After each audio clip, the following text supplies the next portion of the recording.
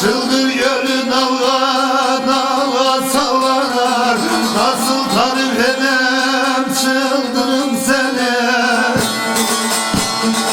Alabalığıyla isteye kullanır. Nasıl tarif edem çıldırım seni.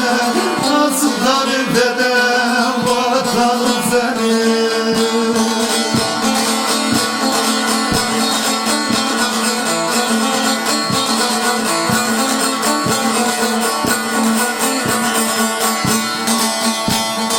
Gölün suyu çok tatlıdır içilir. Ağustos ayında çayır biçilir. Köyden köye yaylalara götürür. Nasıl tarif edem çıldırım seni. Nasıl tarif edem vatanım seni.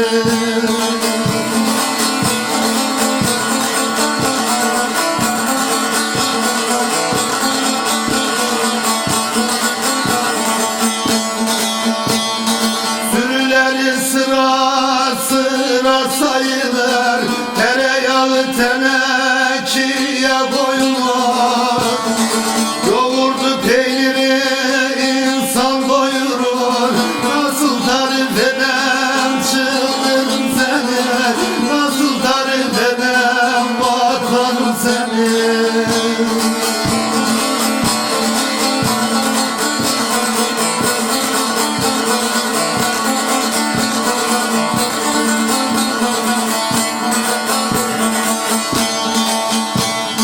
Mevlüdün hayatı kanı canısan.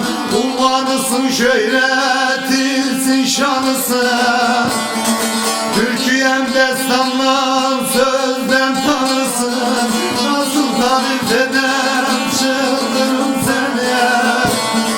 Türkiye'm destanlar sözden tanısın. Nasıl tarif edem